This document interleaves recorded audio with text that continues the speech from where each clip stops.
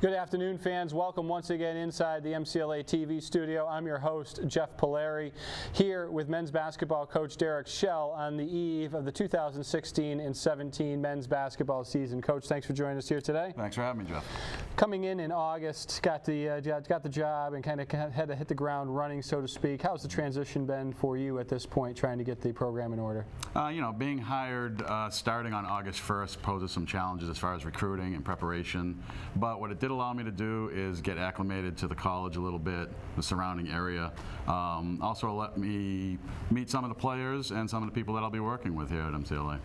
A solid 3 to 4 weeks into practice, practice beginning October 16th for you this year. How are things been going to this point? What are some things that you've been trying to implement, change, so to speak, with this year's ball club? We're really trying to build a program here. We're trying to establish a culture that's based on hard work, accountability, focusing on the little things.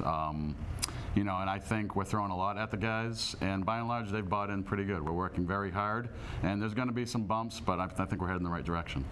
Anytime there's a coaching change or programmatic type of shift, so to speak, the roster typically has some turnover. This year will be no different. Lost a lot of players off of last year's club, a team that went 6-19 a year ago.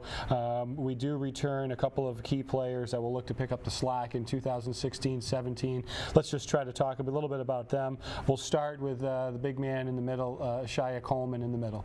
Ish has been a real pleasant surprise for me. He didn't play a ton of minutes last year, so what I saw on film didn't really give me an adequate view of what he's been able to do in practice thus far. Very physical. I think he has the ability to be a real effective post player for us this year. Your top returning scorer, Joe Wiggins from Pittsfield, Massachusetts, transferred in last year, had some tremendous games, had some games where he was somewhat non-existent, but what are your expectations out of Joe heading into this year? Well, Joe's really established himself as one of our team leaders. He approaches everything with an incredibly high energy level, and we need him to really produce this year on both sides of the ball if we're going to be successful. Yeah, and one of our own, Jack Dawson, got a chance to take an early look at the Trailblazers this past week at practice. Jack, how are things going?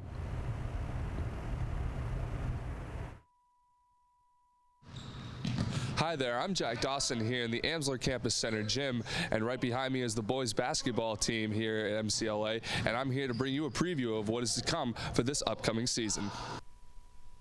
Last year, the Trailblazers had a rough 6-19 record last season, missing the playoffs by one game, losing to Bridgewater State in the season finale.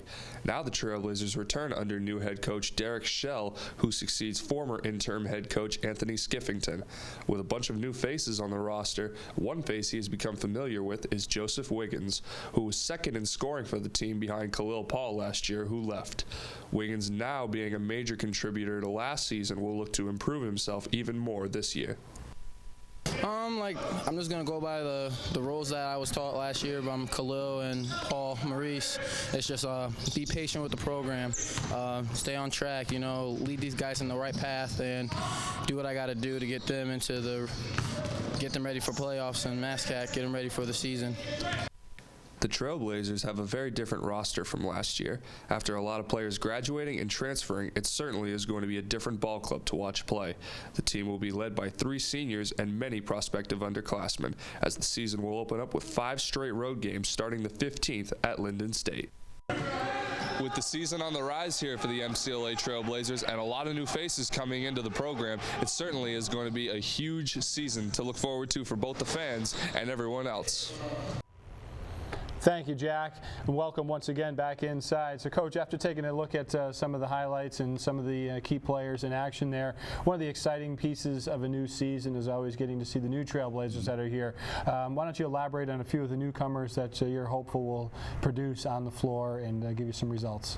We were lucky enough to get a few transfers sort of land in our lap this year, most notably Keelan Cross, 6'1", 6'2", pretty good ball handler, going to see some time at the point.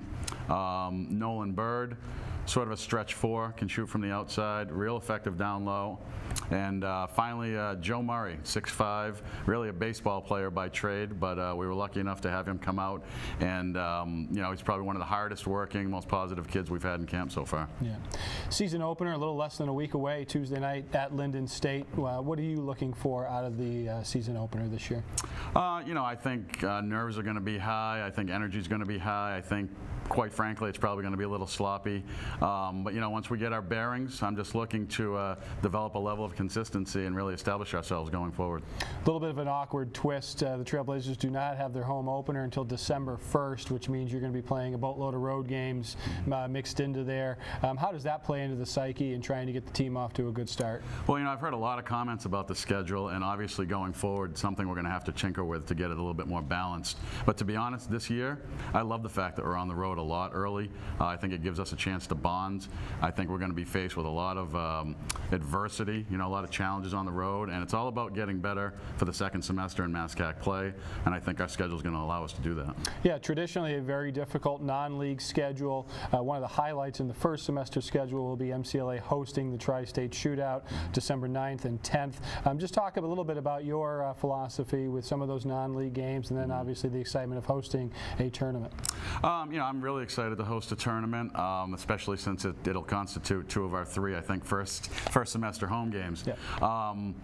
I did some research as soon as I was hired and plotting out non-conference opponents for the future. And truth be told, from our geographic location here, and realistically who we're going to play, we're always going to have a very challenging non-conference schedule. And again, I love that because it's going to help prepare us for the MASCAC. Right.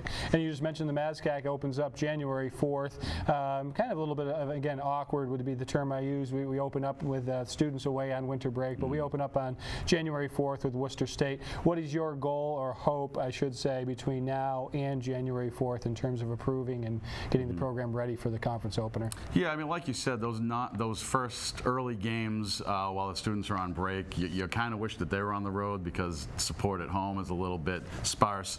But between now and then, we're going to have 8 or 9 non-conference games. Hopefully we'll have revealed to ourselves what type of team we are. And, it's always an exciting time because it's a fresh start. Everybody starts the MASCAC 0-0.